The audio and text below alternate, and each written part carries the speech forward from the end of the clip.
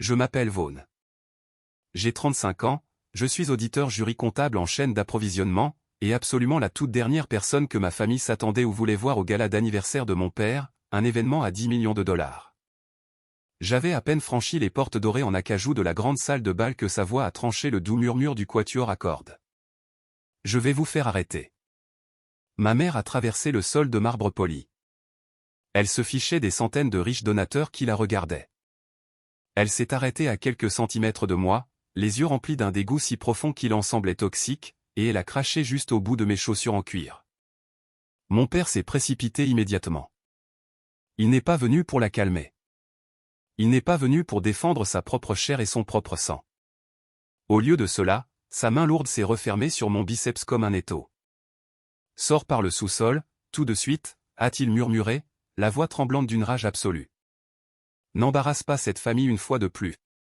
Dégage avant que je demande à la sécurité de te traîner dans la boue. » Mon frère aîné, Kendrick, se tenait à quelques mètres derrière eux, un sourire suffisant plaqué sur son visage, tandis qu'il faisait nonchalamment tourner un verre de whisky coûteux.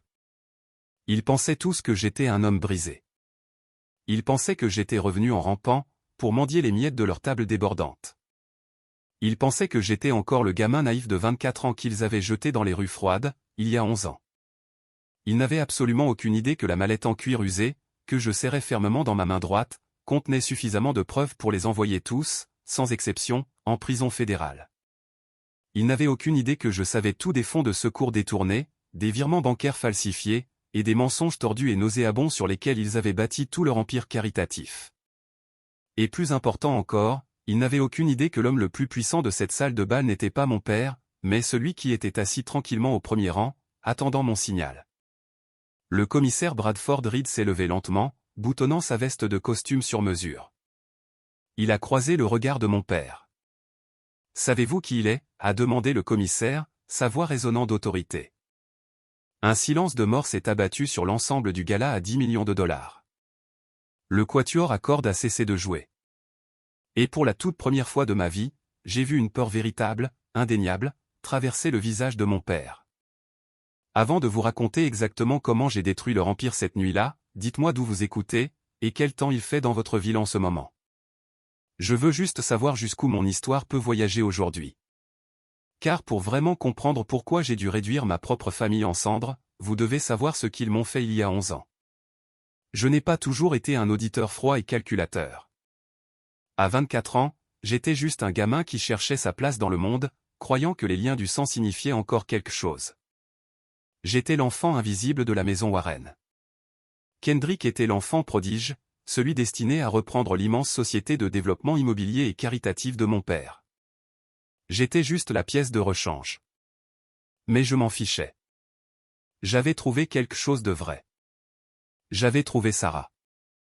Sarah n'était pas une fille de country club. Elle enchaînait les services comme caissière dans une station-service locale, juste pour payer ses cours à l'université communautaire. Elle était forte, elle était gentille, et elle était tout ce que ma famille prétentieuse méprisait. Quand nous avons découvert qu'elle était enceinte, j'étais terrifié, mais submergé de joie. Je pensais qu'un petit enfant pourrait enfin combler le fossé entre mes deux mondes. J'étais si incroyablement stupide. Mes parents ont traité mon enfant à naître comme un cauchemar toxique en matière de relations publiques. Une fille de la classe ouvrière portant un bébé Warren ne correspondait tout simplement pas à l'image philanthropique immaculée qu'ils vendaient à leurs riches investisseurs. Ils m'ont convoqué dans le bureau massif de mon père, lambrissé de chaînes. Je n'oublierai jamais l'odeur de cette pièce. Ça sentait les cigares coûteux, le cuir poli, et le contrôle absolu. L'un était un chèque en blanc. L'autre était un accord de non-divulgation juridiquement contraignant, et une confirmation de rendez-vous dans une clinique médicale privée et discrète. Tu l'emmèneras à cette clinique demain matin, a dit mon père, sans même lever les yeux de son ordinateur. Tu vas réparer cette erreur. Si tu refuses, tu seras définitivement retiré du fonds familial, et tu ne verras plus jamais un seul centime de mon argent. Ma mère se tenait près de la fenêtre, sirotant son vin. Fais-le, Vaughn, a-t-elle dit froidement. Ne ruine pas notre réputation pour un moment de faiblesse avec une fille de rien. Mon sang se glaça. J'ai regardé les gens qui m'avaient élevé et j'ai réalisé que je ne les connaissais pas du tout. C'étaient des monstres portant des vêtements de marque. Je n'ai pas crié. Je n'ai pas argumenté. J'ai simplement pris les papiers, les ai déchirés parfaitement en deux, les ai laissés tomber sur son bureau, et je suis sorti par la porte d'entrée. J'ai choisi Sarah. J'ai choisi mon enfant. J'ai tourné le dos à des millions de dollars et à une vie de luxe extrême. Et je n'ai jamais regardé en arrière. Mais la vie ne vous récompense pas simplement pour avoir fait ce qui est juste. 6 mois plus tard, Sarah a subi une complication massive pendant l'accouchement. Les médecins ont tout essayé, mais ils n'ont pas pu arrêter l'hémorragie. Elle est morte en me tenant la main, me laissant complètement seul avec une magnifique petite fille en pleurs que j'ai prénommée Cassidy. J'étais anéanti. J'avais 24 ans, entièrement coupé de ma famille, pleurant l'amour de ma vie, et élevant un nouveau-né dans un appartement d'une seule chambre, humide et glacial. Je travaillais des nuits éreintantes sur un quai de chargement commercial, transportant de lourdes caisses juste pour pouvoir acheter des couches et du lait maternisé. Je dormais à peine. Je mangeais les restes de la cafétéria du quai. Je survivais grâce à l'adrénaline pure, et à l'amour que j'avais pour ma fille. Et pendant que je me battais juste pour garder les lumières allumées, ma famille était occupée à réécrire l'histoire. Ils ne pouvaient pas laisser leurs riches amis savoir qu'ils avaient abandonné leur fils et leur petite fille en bas âge. Alors, ils ont créé une histoire. Kendrick a donné des interviews à des magazines économiques locaux, affirmant que j'avais de graves problèmes de dépendance et d'instabilité mentale. Ma mère a prononcé des discours en larmes lors de galas de charité, prétendant que j'avais volé une énorme somme d'argent dans leur coffre-fort personnel avant de m'enfuir pour vivre dans la rue. Ils ont transformé ma tragédie en leur triomphe. Ils ont utilisé mon absence pour gagner de la sympathie, des dons, et du pouvoir social. J'ai regardé ma mère verser de fausses larmes au journal du soir, depuis un téléviseur bon marché dans mon appartement exigu, serrant ma petite fille contre ma poitrine. Je voulais crier. Je voulais les dénoncer. Mais j'avais une fille à nourrir. Et la vengeance ne paie pas le loyer. Alors je suis resté silencieux. J'ai baissé la tête. J'ai obtenu une bourse. J'ai suivi des cours du soir. Et je me suis bâti une carrière en traquant le type exact de criminel financier que mes parents étaient. Je pensais les avoir laissés dans le passé. Mais le passé a une drôle de façon de vous rattraper, n'est-ce pas? Avez-vous déjà essayé d'effacer complètement un membre toxique de votre famille de votre vie, pour découvrir qu'il ne vous a jamais vraiment laissé partir? Pendant plus d'une décennie, j'ai gardé mes distances. J'ai construit une vie solide pour Cassidy et moi. Je suis devenu l'un des meilleurs auditeurs jury-comptables de l'État, spécialisé dans la fraude de la chaîne d'approvisionnement. Je traquais les cargaisons manquantes, les livraisons fantômes, et les comptabilités truquées pour de grandes entreprises. J'étais bon dans ce domaine, car je savais exactement comment pensaient les gens avides. Puis, exactement 6 mois avant le gala d'anniversaire de mon père, ma réceptionniste m'a dit qu'une femme refusait de quitter ma salle d'attente. Je suis sorti pour trouver une femme d'une 50aine d'années, serrant une lourde boîte d'archives en carton contre sa poitrine comme une bouée de sauvetage. Elle avait l'air terrifiée. Elle s'est présentée comme Darlene. Elle m'a dit qu'elle était l'ancienne directrice logistique de la Warren Disaster Relief Foundation, la fondation de ma famille. J'ai immédiatement levé la main. Arrêtez-vous là, lui ai-je dit. Je ne peux accepter aucune affaire impliquant la famille Warren. C'est un énorme conflit d'intérêts. Vous devez apporter cette boîte aux autorités. Darlene secoua la tête, les larmes lui montant aux yeux. Je suis allé à la police, Vaughn. Ils m'ont dit que je n'avais pas assez de preuves pour déclencher une enquête officielle sur une famille aussi puissante que la vôtre. Ils pensent que je suis juste une ex-employée mécontente. Mais vous savez lire ces manifestes d'expédition. S'il vous plaît, regardez juste le premier dossier. Si vous me dites que je suis folle, je m'en irai et je ne vous dérangerai plus jamais. Contre mon meilleur jugement, je l'ai laissé entrer dans mon bureau. Darlene a expliqué que la fondation avait récemment levé des dizaines de millions de dollars pour fournir des matériaux de construction d'urgence et des logements temporaires aux communautés côtières dévastées par un ouragan majeur. En tant que directrice logistique, elle était censée suivre la livraison de ces fournitures, mais les fournitures ne sont jamais arrivées. Elle m'a montré des connaissements pour des centaines de tonnes de bois, de matériaux de toiture, et de générateurs industriels. Ils avaient été achetés avec des fonds caritatifs, mais les adresses de livraison étaient complètement fausses. Elles n'allaient pas vers les zones sinistrées. Elles étaient détournées vers des chantiers de développement commercial privé, appartenant à l'entreprise immobilière de Kendrick. Quand Darlene a remarqué l'anomalie, elle en a parlé directement à Kendrick, pensant qu'il s'agissait d'une erreur administrative. Le lendemain matin, elle était licenciée. Kendrick l'a fait escorter hors du bâtiment par la sécurité, l'accusant publiquement de recevoir des rétrocommissions de la part des sociétés de transport. Il a ruiné sa réputation dans le secteur du jour au lendemain, pour la faire taire. J'ai regardé les documents. C'était un système de détournement de fonds classique et impitoyable, mais ce n'était toujours pas assez pour que j'enfreigne ma propre règle de ne pas traiter avec ma famille. J'ai dit à Darlene que j'étais désolé, mais que je ne pouvais pas m'impliquer. C'est alors qu'elle a fouillé dans son sac à main, et en a sorti une seule feuille de papier froissé, dans une pochette en plastique transparent. Kendrick a fait une erreur en me licenciant, a-t-elle dit, sa voix baissant jusqu'à un murmure. Il m'a bloqué du système numérique, mais il a oublié que je garde des copies papier de tous les formulaires d'autorisation de la direction. J'ai trouvé ceci enfoui dans un dossier d'archives d'il y a 11 ans. J'ai pensé que vous devriez le voir. J'ai pris la pochette en plastique. C'était un formulaire d'autorisation de virement bancaire. La fondation avait déplacé 2,4 millions de dollars d'un compte principal de secours d'urgence vers une société écran offshore. J'ai parcouru la page jusqu'en bas, jusqu'à la ligne de signature requise pour un transfert aussi massif. Mon souffle s'est coupé. Le sang a entièrement quitté mon visage. Juste là, dans le coin inférieur droit, se trouvait ma signature. C'était une contrefaçon quasi parfaite, mais je pouvais repérer la légère hésitation dans la boucle de la lettre V. Kendrick falsifiait ma signature sur les bulletins scolaires quand nous étions enfants. Il ratait toujours cette boucle exacte. J'ai regardé la date sur le transfert. Il était daté de la semaine exacte où Sarah était morte. La semaine exacte où je travaillais de nuit sur les quais gelés, peinant à garder ma fille au chaud. J'ai senti une vague froide et sombre de réalisation s'abattre sur moi. Ma famille ne m'avait pas simplement rejeté parce qu'elle avait honte de ma petite amie de la classe ouvrière. Elle m'avait rejeté parce qu'elle avait besoin d'un fantôme. Elle avait besoin d'un bouc émissaire. En répandant les rumeurs vicieuses selon lesquelles j'étais un toxicomane qui les avait volés avant de s'enfuir, ils avaient créé la couverture parfaite. Si les autorités fiscales ou la commission des œuvres de charité avaient un jour audité ces 2,4 millions de dollars manquants, mon père aurait simplement montré le document falsifié.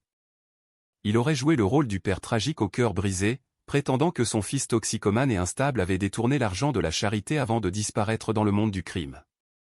Ils avaient instrumentalisé mon deuil. Ils avaient utilisé le moment le plus sombre et le plus douloureux de toute ma vie comme un bouclier financier pour leur cupidité. Ils n'avaient gardé mon nom en vie sur le papier que pour servir de coupable permanent. J'ai fixé la signature falsifiée pendant ce qui m'a semblé être des heures.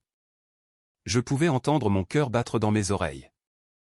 Chaque lutte, chaque nuit de faim, chaque fois que j'avais regardé Cassidy en me sentant coupable de ne pas pouvoir lui offrir plus. Tout cela se passait pendant qu'ils utilisaient mon identité volée pour financer leurs voitures de luxe et leurs adhésions au country club. Darlene m'observait attentivement. « Allez-vous toujours me dire de partir ?» a-t-elle demandé. J'ai lentement reposé le document sur mon bureau. Je l'ai regardé, et l'auditeur rationnel et calme en moi a complètement disparu, remplacé par quelque chose de beaucoup plus froid. « Non, Darlene, ai-je dit doucement. Nous allons leur prendre tout ce qu'ils ont. Avez-vous déjà remarqué que les personnes qui exigent le plus de loyauté sont généralement celles qui vous trahissent le plus vite? Pendant les 6 mois suivants, mon bureau est devenu une salle de guerre. Je ne me suis pas précipité au manoir de mes parents pour exiger des réponses. Je n'ai pas appelé Kendrick pour le menacer. Les disputes ne mettent pas les gens en prison. Les preuves, si. Et j'allais les ensevelir sous les preuves. J'ai commencé à tirer sur tous les fils liés à ce transfert de 2,4 millions de dollars. Travaillant tard dans la nuit, bien après que Cassidy soit endormi, j'ai retracé la société écran offshore. Elle était enregistrée aux îles Caïmans, au nom du colocataire d'université de Kendrick. De là, l'argent était divisé en des dizaines de paiements structurés plus petits, conçus pour passer sous le radar des algorithmes bancaires fédéraux. Mais je savais comment regarder sous la surface. J'ai suivi les miettes de pain numérique jusqu'au sol américain. L'argent du fonds de secours pour l'ouragan n'a pas servi à reconstruire des maisons. Il est allé chez un concessionnaire de yachts de luxe à Miami. Il est allé à un projet d'aménagement paysager massif pour le domaine d'été de mes parents. Et la découverte la plus écœurante de toutes, une partie importante de ces 2,4 millions de dollars volés a été utilisée pour acheter la grande salle de bal de l'hôtel de luxe où mon père prévoyait d'organiser son prochain gala pour son 65e anniversaire. Ils allaient célébrer leur fausse philanthropie dans une salle achetée avec l'argent volé à des gens qui avaient perdu leur maison dans une catastrophe naturelle. L'arrogance absolue de la chose me retournait l'estomac. Mais il m'en fallait plus. Une seule signature falsifiée d'il y a 11 ans pouvait être contestée au tribunal. Mon père pourrait prétendre que Kendrick avait agi seul. Kendrick pourrait prétendre que c'était un malentendu. Je devais prouver une fraude systémique, continue et malveillante. Darlene a fourni les clés du royaume. Elle m'a donné accès aux serveurs de messagerie interne qu'elle avait secrètement sauvegardés avant d'être bloquée. Lire leurs communications, c'était comme lire le journal d'un syndicat du crime. J'ai trouvé des emails de ma mère ordonnant au personnel de la fondation d'engager des acteurs professionnels pour se faire passer pour des familles sans abri dans leurs brochures promotionnelles. Elle a explicitement dit aux photographes de s'assurer que leurs vêtements avaient l'air assez sales pour que les donateurs aient pitié d'eux.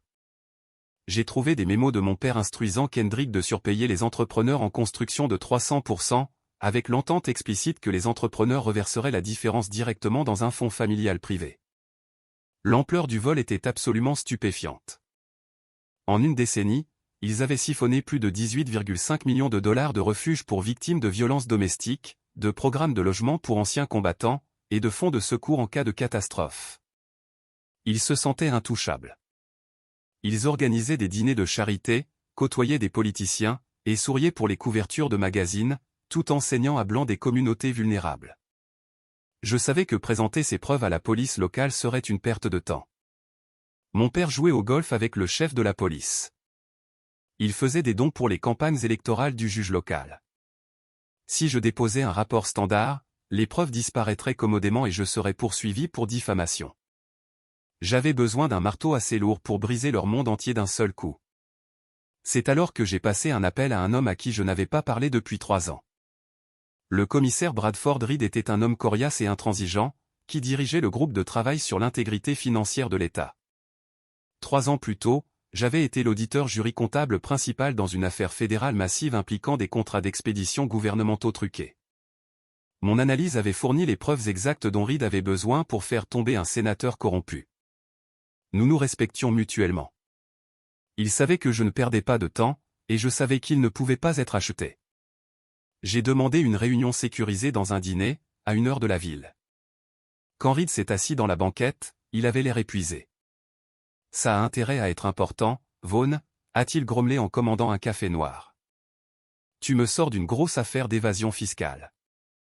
J'ai fait glisser un épais dossier relié sur la table collante.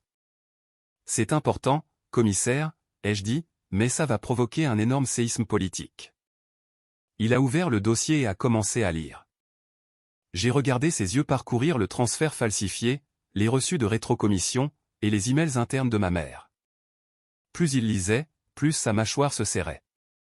C'est la fondation Warren, a dit Reed en levant les yeux vers moi, son regard se rétrécissant. La fondation de ta famille. Ils organisent un gala à 10 millions de dollars le mois prochain. Ils ont invité le gouverneur. Ils m'ont invité. J'ai hoché lentement la tête. Je sais, et je veux que vous y assistiez. Reed a fermé le dossier et a tapoté ses doigts sur la table. Tu m'apportes une affaire qui pourrait détruire l'héritage de ton propre père. Et tu veux que je sois à sa fête d'anniversaire quand la bombe explosera. Pourquoi? Parce que, lui ai-je dit, si vous l'arrêtez un mardi matin ordinaire, ses avocats trouveront une parade. Ils feront traîner ça au tribunal pendant des années. Ils cacheront les actifs et feront taire les témoins. Mais si vous les confrontez dans une salle remplie des donateurs même qu'ils ont volés, avec les médias présents, leur armure sociale se brisera complètement. Ils se retourneront les uns contre les autres. Je vous le garantis. Reed m'a longuement fixé. Il a vu la froide détermination dans mes yeux. Il n'a pas posé de questions sur mon passé. Il n'a pas demandé pourquoi je faisais cela.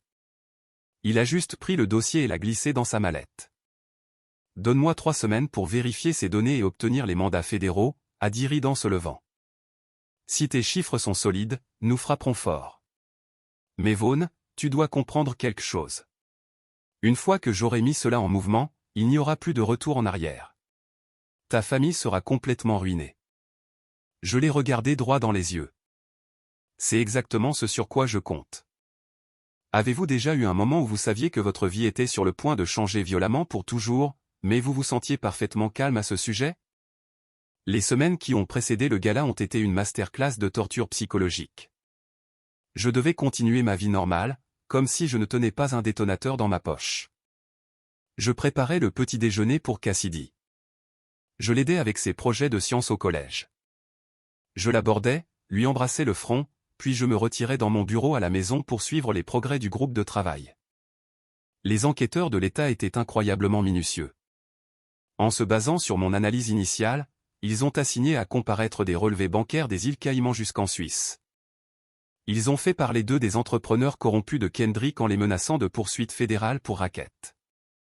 Les entrepreneurs ont tout avoué, fournissant des déclarations sous serment détaillant exactement comment mon père avait structuré les fausses factures. L'étau se resserrait, et ma famille restait dans une ignorance béate. Ils étaient trop occupés à se préparer pour l'événement social de la décennie. Les journaux locaux publiaient des articles quotidiens sur le gala à venir. Ma mère était photographiée dans des boutiques exclusives, se vantant de sa robe conçue sur mesure. Mon père donnait des interviews sur l'importance de redonner à la communauté. Cela me rendait physiquement malade de les voir parader avec leurs fausses vertus. Un soir, j'étais assis sur mon canapé avec Cassidy. Elle avait maintenant 11 ans, intelligente, observatrice, et avec les yeux doux de sa mère. Elle a levé les yeux de son livre et a pointé la télévision. Une publicité pour la fondation Warren passait. Elle montrait mon père marchant à travers un prétendu projet de logements sociaux, souriant et serrant la main à des acteurs. « Papa » a demandé Cassidy, posant sa tête sur mon épaule. « Pourquoi on ne parle pas à ta famille? Ils ont l'air gentils à la télé. » Mon cœur s'est serré. Je l'avais toujours protégée de la laide vérité. Je ne voulais jamais qu'elle porte le fardeau de leur rejet. Je voulais qu'elle croie que le monde était un endroit bon. Ce sont juste des acteurs, ma chérie, lui ai-je dit doucement en lui caressant les cheveux. Les gens à la télé ne sont pas toujours ce qu'ils prétendent être dans la vraie vie. Parfois, les gens qui sourient le plus brillamment cachent les secrets les plus sombres. Elle a accepté la réponse et est retournée à son livre. Mais ce moment a tout solidifié pour moi. Je ne faisais pas seulement cela par vengeance. Je le faisais pour protéger l'avenir de ma fille. Si je mourais demain, ma famille pourrait potentiellement utiliser cette signature falsifiée pour entraîner ma succession, et par extension Cassidy, dans leurs affaires criminelles. Je devais les retirer chirurgicalement de nos vies, pour toujours. Le jour du gala est enfin arrivé. J'ai mis un costume sur mesure gris anthracite impeccable. J'ai mis le document falsifié original et une clé USB contenant tous les registres financiers accablants dans ma mallette en cuir. J'ai engagé une babysitter de confiance pour Cassidy. Je lui ai dit que j'avais un événement professionnel très important, et que je pourrais rentrer tard. Alors que je conduisais vers l'hôtel de luxe au cœur de la ville, la pluie a commencé à tomber. Cela semblait approprié. Une tempête approchait pour la famille Warren. Je me suis garé à 2 rues de là et j'ai marché jusqu'au lieu de l'événement. L'entrée grouillait de voituriers, de voitures de sport de luxe, et d'équipes de presse locales prenant des photos des riches invités. J'ai évité le tapis rouge et me suis dirigé directement vers le point de contrôle de sécurité aux portes principales. Je n'avais pas d'invitation, mais je connaissais le chef de la sécurité de l'événement. C'était un policier à la retraite que j'avais aidé à innocenter dans une affaire compliquée de fraude à la pension des années auparavant. Il me devait une énorme faveur. Quand j'ai atteint le cordon de velours, il m'a regardé, choqué. « Vaughn » a-t-il demandé en baissant son presse-papier. « Tu n'es pas sur la liste. Ton père a été très clair sur la liste des invités. »« Je sais » ai-je dit calmement, en lui glissant une enveloppe épaisse. « Je dois entrer. C'est une question de vie ou de mort pour la fondation. Ne m'annonce pas, laisse-moi juste passer. » Il a hésité, regardant l'enveloppe, puis moi. Il a décroché le cordon de velours. « Tu es seul une fois à l'intérieur, gamin. » J'ai hoché la tête, saisissant ma mallette, et je suis entré dans la lumière dorée de la grande salle de bal. C'était une démonstration écœurante d'excès. D'énormes lustres en cristal pendaient du plafond. Des serveurs portaient des plateaux d'argent chargés de champagne et de caviar. Des centaines de membres de l'élite de la ville riaient et buvaient, totalement inconscient du fait que le sol sur lequel il se tenait avait été payé avec des fonds caritatifs volés. Je me suis tenu dans l'ombre près de l'entrée, scrutant la foule. J'ai vu Kendrick tenir le crachoir près de la sculpture de glace, riant bruyamment. J'ai vu mon père serrer la main d'un sénateur. Et puis je l'ai vue, ma mère. Elle portait un collier de diamants qui coûtait probablement plus cher que le refuge d'urgence qu'ils avaient prétendu construire. Elle balayait la pièce du regard, s'assurant que tout était parfait, puis ses yeux se sont posés sur les miens. La couleur a quitté son visage. Le sourire poli et philanthropique a instantanément disparu, remplacé par un masque de haine pure et sans mélange. Elle a chuchoté quelque chose à la riche mondaine à côté d'elle, lui a tendu sa coupe de champagne, et a commencé à marcher droit sur moi. Le piège était tendu.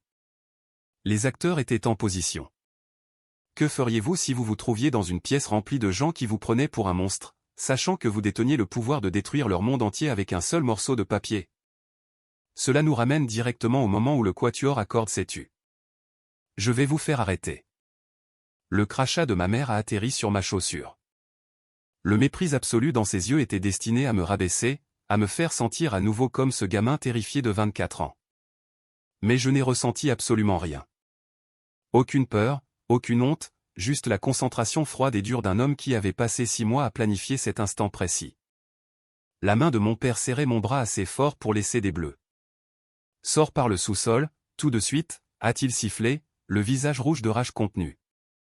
N'embarrasse pas cette famille une fois de plus. Il essayait de me manœuvrer discrètement vers les portes de service avant que les donateurs importants ne remarquent l'agitation. Kendrick gloussait derrière lui, sortant déjà son téléphone pour envoyer un SMS à ses amis sur le retour pathétique du frère banni. Il pensait contrôler la pièce. Il pensait que l'argent et le statut créaient un bouclier invisible autour d'eux. Puis le bruit lourd d'une chaise raclant le sol de marbre silencieux a résonné. Le commissaire Bradford Reed s'est levé de la table VIP, située à seulement 3 mètres. Il a ajusté sa veste et s'est avancé directement dans l'allée, bloquant le chemin de mon père vers les portes de service. Savez-vous qui il est? La voix de Reed a tranché la tension comme une lame de rasoir. Mon père s'est figé. Il a regardé le commissaire, puis moi, la confusion luttant avec sa colère. Commissaire Reed, a forcé mon père avec un sourire crispé et artificiel. Veuillez excuser cette perturbation. C'est juste une affaire de famille privée. Mon fils a de graves problèmes personnels depuis longtemps.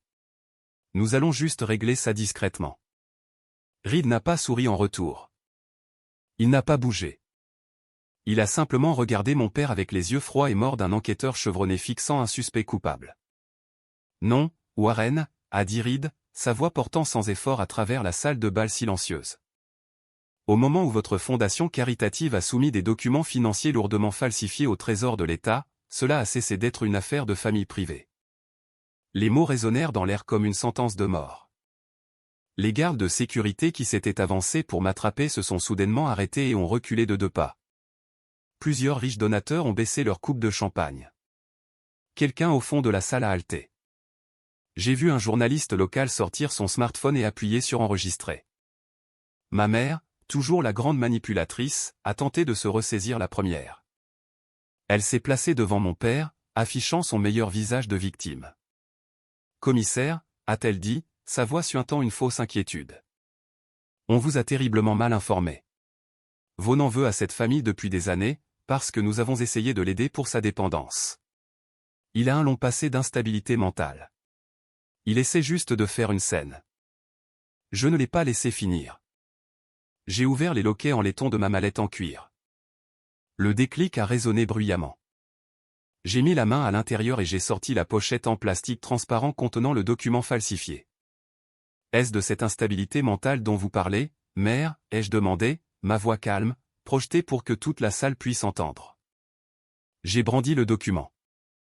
Selon les dossiers officiels de votre fondation, j'ai personnellement approuvé un virement de 2,4 millions de dollars il y a 11 ans.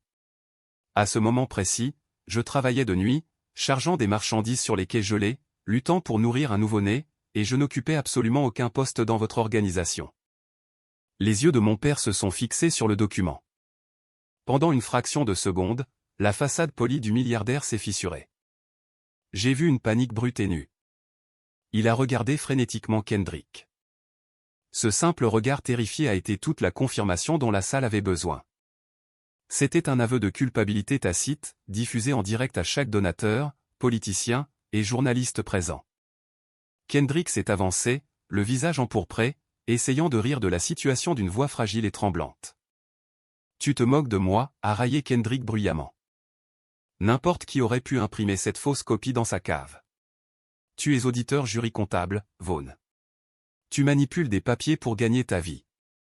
Tu t'attends à ce que ces gens croient à ces sornettes? J'avais anticipé cette réaction désespérée exacte. Je ne me suis pas disputé avec lui. Je n'ai pas élevé la voix.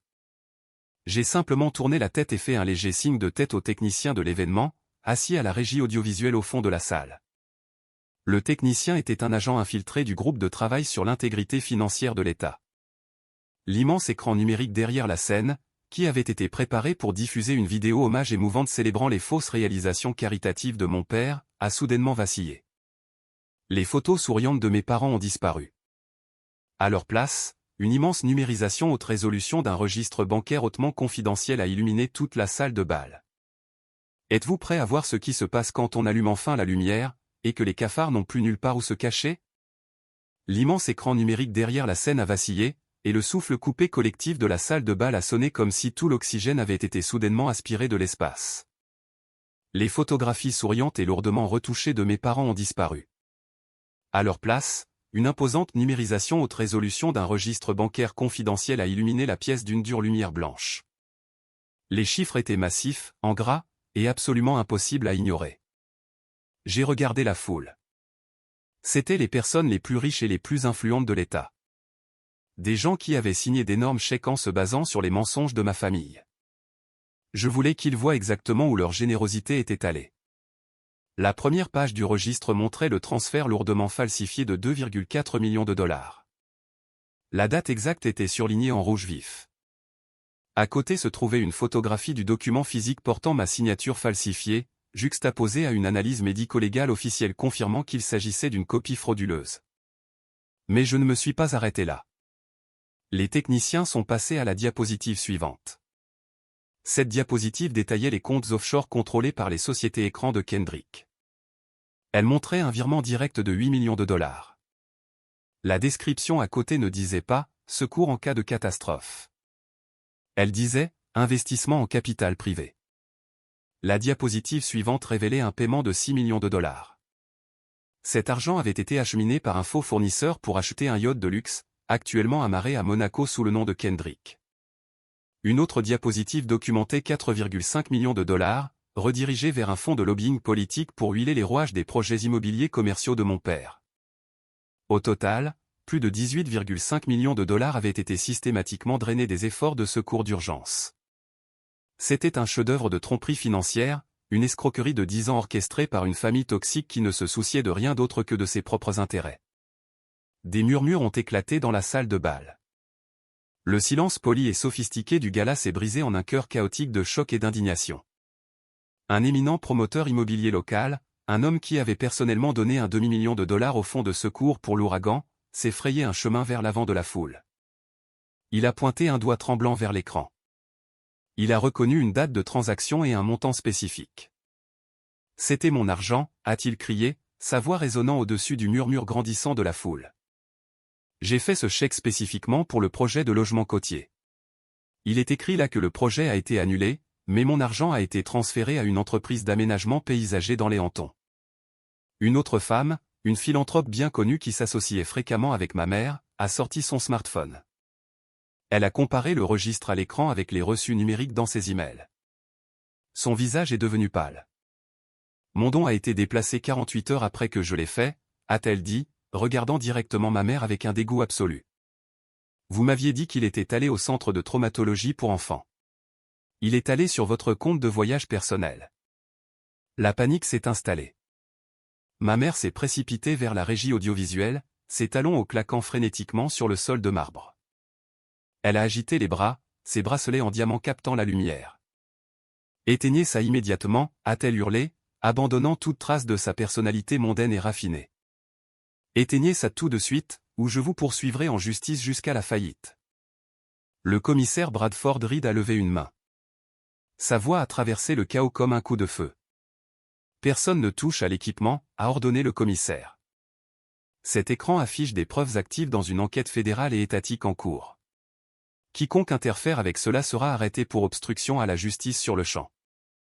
2 membres du groupe de travail sur l'intégrité financière de l'État sont sortis de l'ombre près des portes de la salle de bal.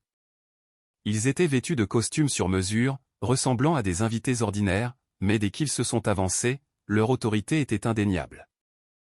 Ils n'ont pas sorti de menottes ni dégainé d'armes. Leur simple présence était bien plus dommageable. Leur travail consistait à préserver les preuves, à observer chaque réaction, et à s'assurer qu'aucun document ou téléphone portable ne disparaissait mystérieusement. Mon père a compris immédiatement. C'était un homme corrompu, mais il n'était pas stupide. Il savait à quoi ressemblait un piège fédéral, et il savait qu'il venait de tomber dedans. Il a abandonné le ton agressif et autoritaire qu'il avait utilisé quelques instants plus tôt. « Vaughn », a dit doucement mon père, s'avançant vers moi les mains levées dans un geste apaisant. « Quoi que tu penses avoir trouvé, quels que soient les malentendus que ces documents montrent, nous pouvons en discuter en privé, en famille. Nous pouvons arranger ça ensemble. » J'ai regardé l'homme qui avait effacé mon existence. J'ai regardé l'homme qui avait laissé le monde croire que j'étais un voleur toxicomane. J'ai regardé l'homme qui avait falsifié mon nom pendant que je pleurais la mort de la femme que j'aimais. « Vous avez eu 11 ans pour me parler en famille », ai-je répondu, ma voix parfaitement stable. « Vous avez eu 11 ans pour arranger les choses. Ce soir, vous pouvez me parler en tant qu'auditeur jury comptable principal, représentant le lanceur d'alerte que vous avez essayé de détruire. » Kendrick transpirait abondamment. Son sourire suffisant avait complètement disparu, remplacé par le regard frénétique et acculé d'un rat pris au piège. Il a essayé de reprendre le contrôle en retournant le récit contre moi, utilisant la seule arme que cette famille toxique savait utiliser, la manipulation et l'assassinat de caractère. « Dis-leur pourquoi tu es vraiment parti », a crié Kendrick, se plaçant entre moi et nos parents. « Dis à tous ces gens la vérité. Dis-leur que tu étais un désastre. Dis-leur que tu as rejeté toutes les chances que cette famille t'a données, et que tu as disparu parce que tu ne pouvais pas gérer les responsabilités de la vraie vie. » Il s'attendait à ce que ces paroles m'humilient. Pendant plus d'une décennie, ma famille narcissique avait traité mon passé comme un sale secret, une tâche qu'ils pouvaient exposer chaque fois que cela arrangeait leur récit. Ils pensaient qu'évoquer mes difficultés en tant que jeune père en deuil ferait douter les donateurs de ma crédibilité. Au lieu de cela, il m'a offert l'ouverture exacte que j'attendais. « Je n'ai pas refusé votre aide », ai-je dit, ma voix résonnant contre les hauts plafonds. J'ai refusé de forcer ma petite amie enceinte à avorter, juste pour protéger la marque de la famille Warren. Un silence si profond s'est abattu sur la salle de bal qu'on pouvait entendre le léger bourdonnement des bouches d'aération. Les riches donateurs, les politiciens, les membres des médias, ils ont tous arrêté de respirer. Le visage de ma mère s'est durci en un masque de pure malveillance. « C'est une déformation dégoûtante de la vérité », a-t-elle sifflé. « Nous essayons de protéger ton avenir. Nous essayons de te sauver d'une terrible erreur. » Je ne me suis pas disputé avec elle. J'ai simplement fouillé dans ma mallette en cuir et j'ai sorti le deuxième jeu de documents que j'avais méticuleusement préparé. J'ai brandi le premier morceau de papier. Ceci est le reçu de confirmation pour un rendez-vous forcé dans une clinique médicale privée, ai-je annoncé en me tournant pour que la foule puisse le voir. Il a été payé par une carte de crédit au nom de ma mère. J'ai brandi le deuxième document.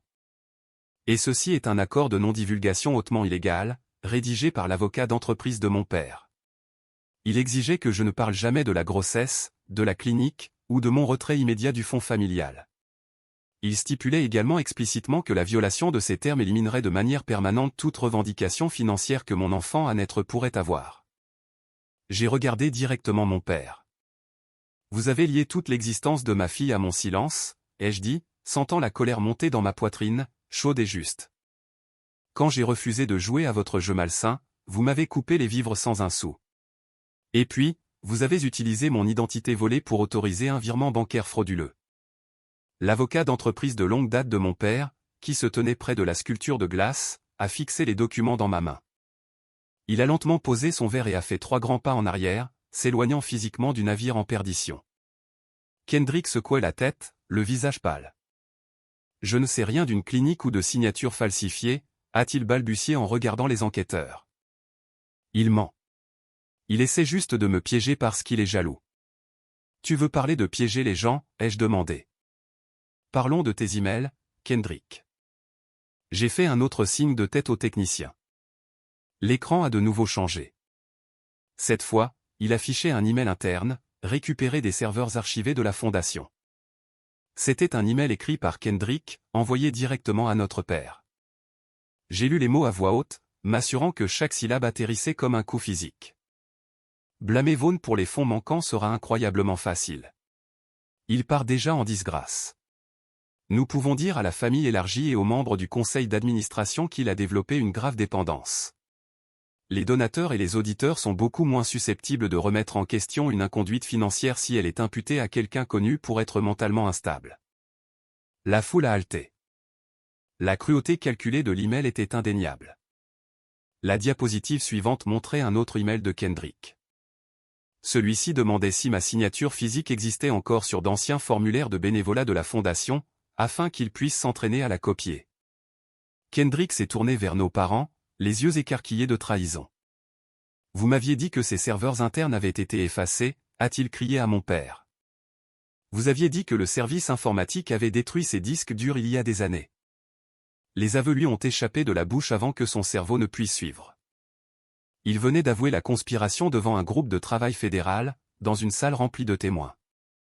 Mon père a fermé les yeux, vaincu.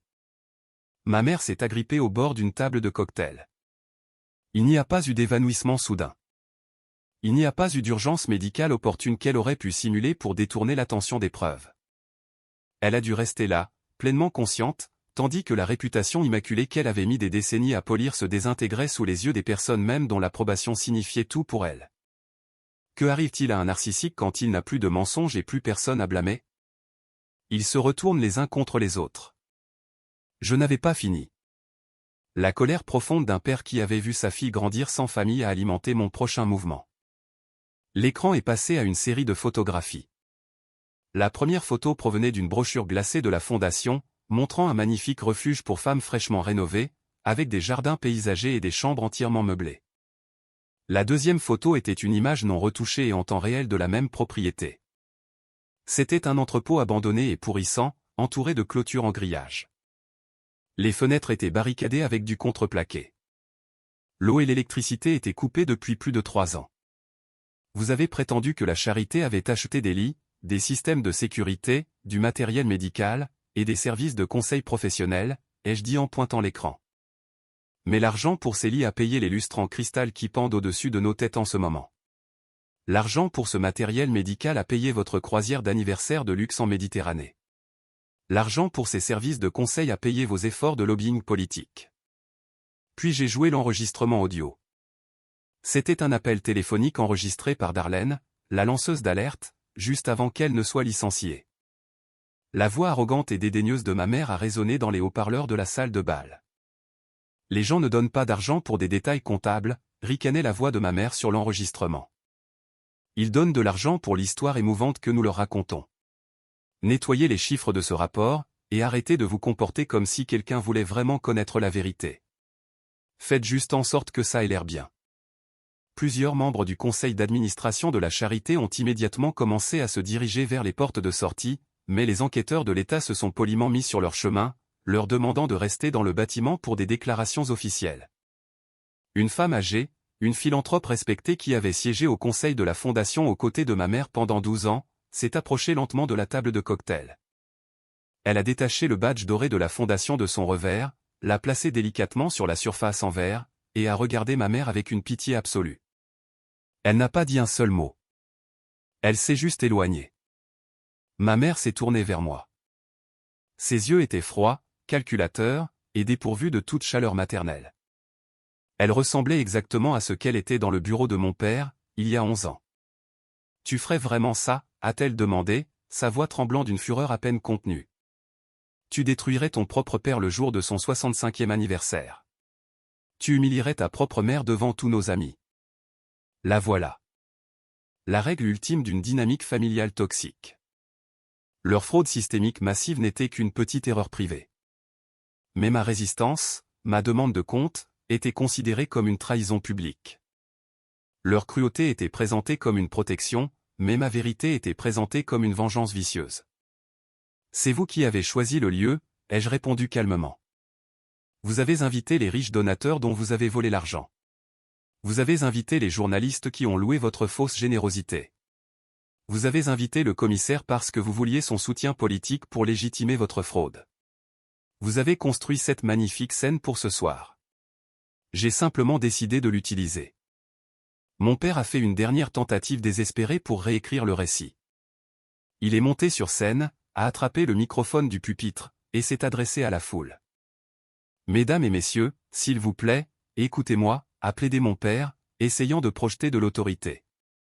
J'ai récemment découvert de graves irrégularités financières au sein de la fondation. Ces irrégularités ont été entièrement causées par mon fils, Kendrick. J'ai en fait invité le commissaire ici ce soir pour m'aider à les exposer. L'arrivée de Vaughn fait juste partie d'une intervention familiale confidentielle. Kendrick le regarda avec une incrédulité totale. Ma mère murmura le nom de mon père, l'avertissant d'arrêter de parler. Mais mon père a continué, jetant son enfant prodige directement sous le bus. En tant que père, j'ai échoué à voir que l'un de mes enfants luttait contre la cupidité. J'accepte l'entière responsabilité d'avoir fait confiance à Kendrick trop facilement. C'était un discours poli et écœurant. Il essayait de sacrifier Kendrick pour se sauver lui-même. Il avait fait exactement la même chose avec moi 11 ans plus tôt. Mais cette fois, l'enfant prodige a refusé de jouer le jeu. Kendrick a laissé échapper un son qui était à mi-chemin entre un rire et un cri. Il a gravi les marches de la scène, le visage rouge de rage, et a attrapé le pied du microphone. « C'est moi que tu accuses » a crié Kendrick, sa voix se brisant. Chaque virement offshore nécessitait ta signature personnelle. Tu t'es assis dans mon bureau et tu as choisi exactement quel projet de secours pour l'ouragan perdrait leur financement, pour que tu puisses acheter tes nouvelles parcelles immobilières. Mon père a essayé de reprendre le microphone, mais Kendrick l'a repoussé. Le distingué milliardaire a trébuché en arrière, manquant de tomber sur le pupitre. Et toi, a pointé Kendrick un doigt tremblant vers notre mère. Tu as aidé à créer les fausses photographies pour les présentations aux donateurs. Tu as engagé les acteurs. Tu m'as ordonné de licencier Darlene quand elle a trouvé l'inventaire manquant. Ne faites pas comme si vous étiez des victimes innocentes. C'est vous qui avez conçu tout ce système. La famille parfaite s'est complètement désintégrée. Leur mariage célébré, souvent présenté dans les magazines mondains comme un modèle de partenariat philanthropique, s'est dissous en une compétition vicieuse et hurlante pour savoir qui avait signé quel mensonge. Ils s'accusaient mutuellement de détournement de fonds, d'évasion fiscale, et de fraude électronique, juste devant les enquêteurs fédéraux. Je ne les ai pas interrompus. Je n'ai pas dit un mot de plus. Les gens imaginent souvent la vengeance comme un discours dramatique et parfait qui laisse les méchants sans voix. Mais la vraie justice est beaucoup plus silencieuse. Parfois, tout ce que vous avez à faire est de donner à des gens terribles assez d'espace pour dire la vérité les uns sur les autres. Quand mon père a désespérément affirmé que l'autorisation falsifiée d'il y a 11 ans était l'idée de Kendrick seul, le technicien a joué un dernier fichier audio, récupéré des serveurs de sauvegarde. La voix de mon père a rempli la pièce, froide et calculatrice. Vaughn est parti. Utilise son nom sur le transfert. Si cela refait surface un jour, les gens croiront facilement que c'est le fils toxicomane qui l'a pris. La voix de ma mère a suivi immédiatement. Assure-toi juste que les dates sur les documents correspondent à la semaine exacte où il a quitté la maison. Ça le fera paraître incroyablement coupable. Mon père a cessé de parler. Kendrick a baissé le microphone, respirant lourdement. Aucune défense légale, aucune stratégie de relations publiques, et aucune somme d'argent ne pourrait survivre à leurs propres paroles enregistrées. Le commissaire Reed s'est avancé, prenant le contrôle de la pièce. Il a annoncé que l'État suspendait immédiatement toutes les subventions et exonérations fiscales en cours impliquant la Fondation Warren. Il a déclaré que la division des crimes financiers avait déjà obtenu des mandats pour les serveurs de la Fondation, leurs bureaux d'entreprise, et tous les comptes bancaires personnels pertinents. C'était un professionnel. Il n'a déclaré personne coupable sur le champ, mais les conséquences ont été instantanées et dévastatrices. Le président du conseil d'administration de l'entreprise de mon père, qui était assis au premier rang, s'est levé et a annoncé à voix haute que mon père était mis en congé administratif pour une durée indéterminée, avec effet immédiat. 3 grands sponsors corporatifs qui avaient des tables au gala ont bruyamment retiré leur soutien. Le président d'une université, qui devait nommer un nouveau centre de leadership d'après ma mère, a déclaré à un journaliste, pour la postérité, que la dédicace était annulée de façon permanente. Tout leur empire social et financier s'est effondré avant minuit. Et la beauté de la chose, c'est que l'effondrement n'était pas basé sur mes accusations personnelles. Il était basé sur leurs propres contrats, leurs propres statuts, leurs propres preuves, et les décisions rapides prises par des gens qui ont réalisé que le nom Warren n'était plus rentable. Ma mère s'est tournée vers moi. Son maquillage coulait. Elle avait l'air 10 ans plus vieille qu'une heure auparavant. Était-ce ton plan tordu depuis le tout début, a-t-elle demandé, les larmes coulant sur son visage. Revenir ici et nous prendre absolument tout. J'ai secoué lentement la tête. Mon plan était de réhabiliter mon nom usurpé, et de protéger les personnes vulnérables que vous continuez de voler. Perdre tout n'est que la conséquence naturelle de ce que vous avez choisi de faire. Ce n'était pas le but de ce que j'ai fait. Elle m'a demandé si je les avais jamais vraiment aimés. C'était une question profondément cruelle, car elle essayait d'utiliser ma demande de compte comme preuve que j'étais une personne haineuse. Je vous ai aimé pendant longtemps, lui ai-je dit.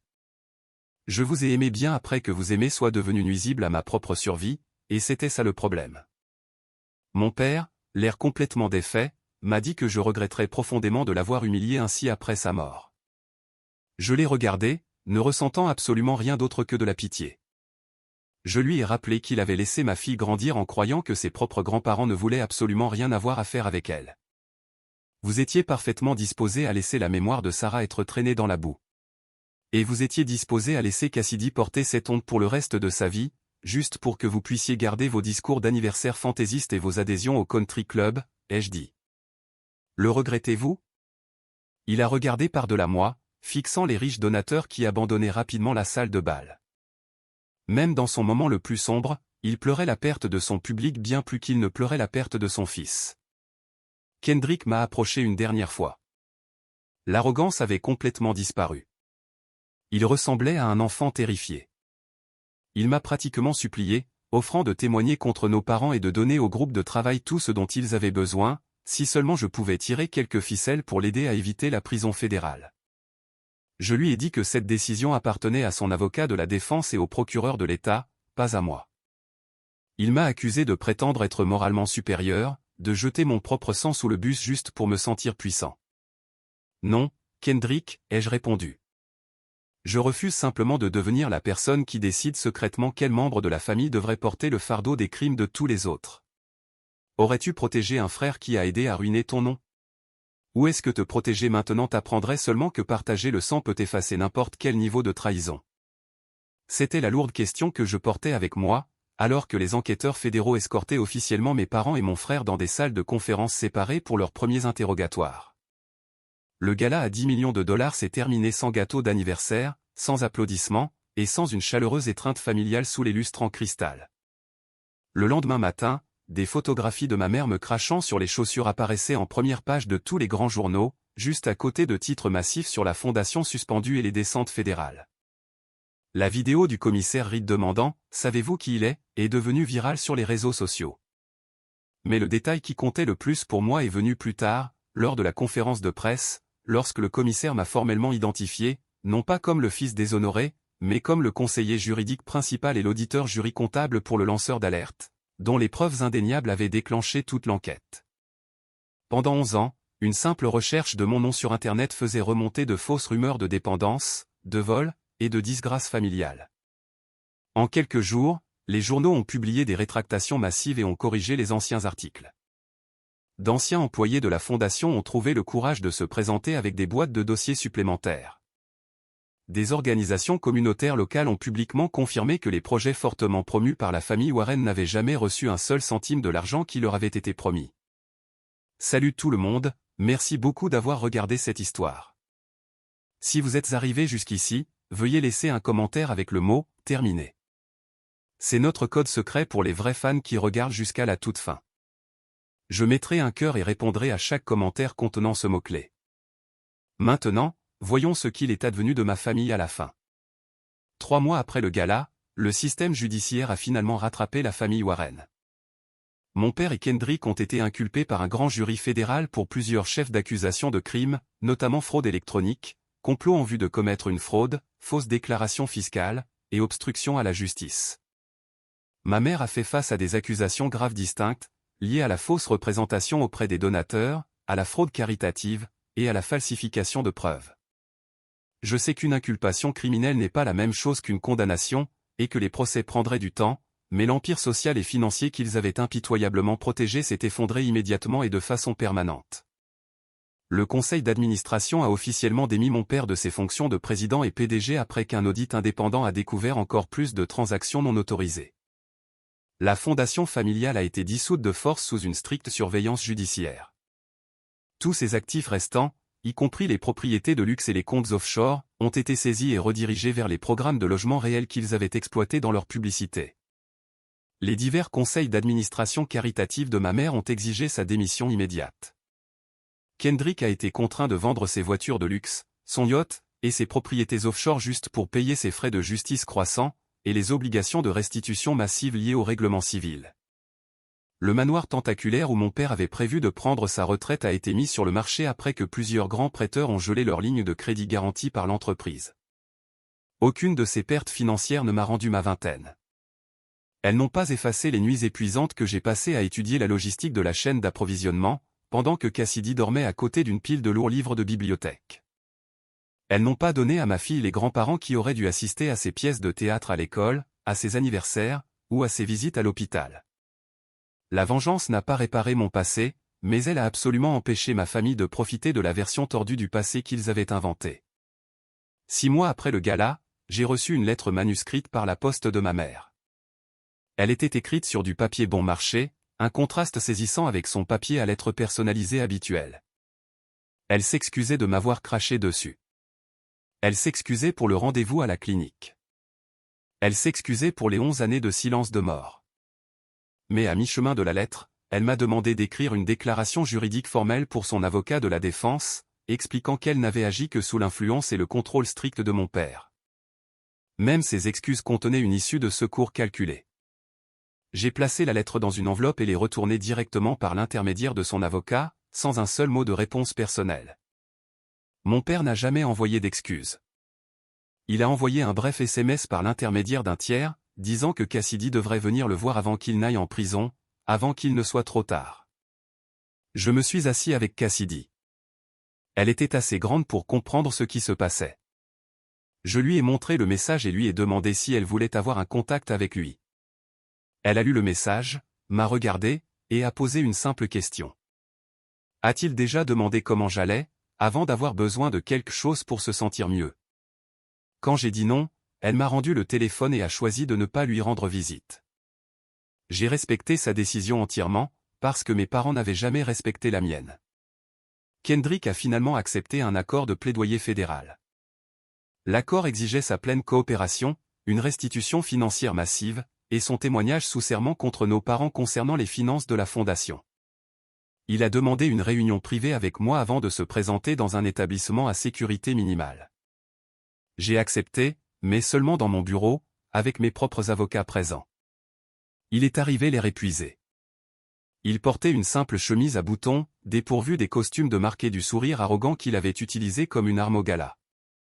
Il m'a dit qu'il avait passé toute sa vie en compétition avec moi, parce que nos parents toxiques lui avaient appris qu'un seul enfant pouvait être valorisé à la fois.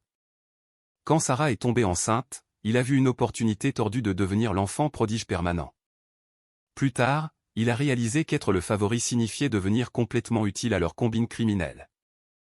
Mais le temps qu'il réalise qu'il était piégé, il avait bâti toute son identité et son style de vie autour de l'obtention de leur approbation.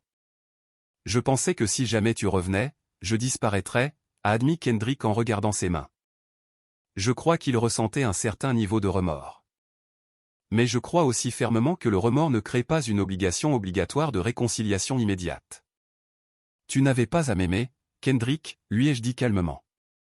Tu devais juste refuser de me faire accuser pour tes crimes. Il m'a demandé si nous pourrions un jour redevenir frères après qu'il ait purgé sa peine. Je lui ai dit que je ne savais honnêtement pas.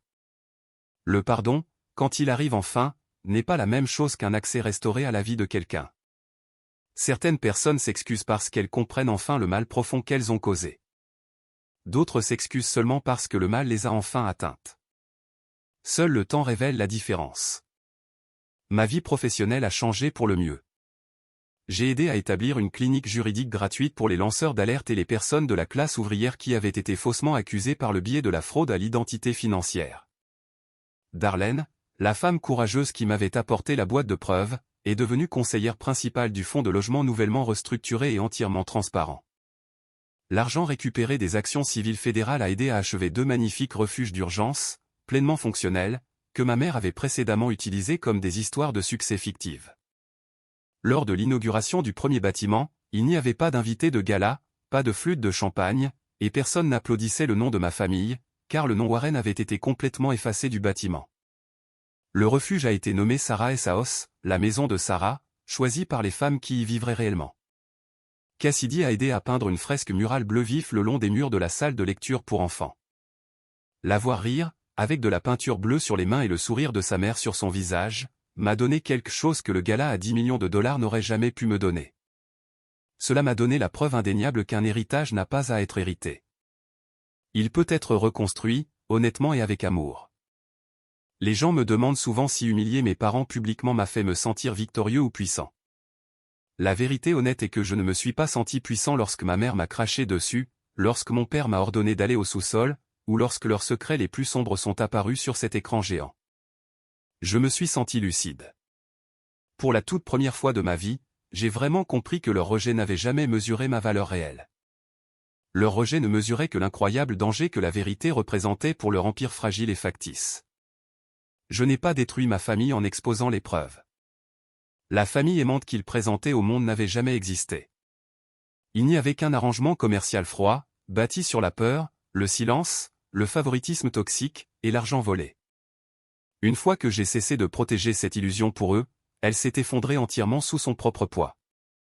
Mes parents ont essayé de me faire sortir du gala parce qu'ils croyaient qu'ils contrôlaient encore les portes de ma vie. Ils ne réalisaient pas que j'avais cessé de demander à être réinvité il y a très longtemps. Je suis revenu dans cette salle de bal uniquement parce que mon nom volé était caché à l'intérieur de leur crime, et je suis reparti avec mon nom, et l'avenir de ma fille, entièrement restauré. Alors, dites-moi honnêtement, si votre famille avait ruiné votre réputation, rejeté votre enfant, instrumentalisé votre deuil le plus profond, et ne demandait votre pardon qu'après avoir absolument tout perdu, leur ouvririez-vous à nouveau la porte? Ou la verrouilleriez-vous enfin de votre côté? Si vous avez apprécié cette histoire, veuillez appuyer sur le bouton j'aime, vous abonner à, et activer les notifications pour ne jamais manquer une autre vidéo.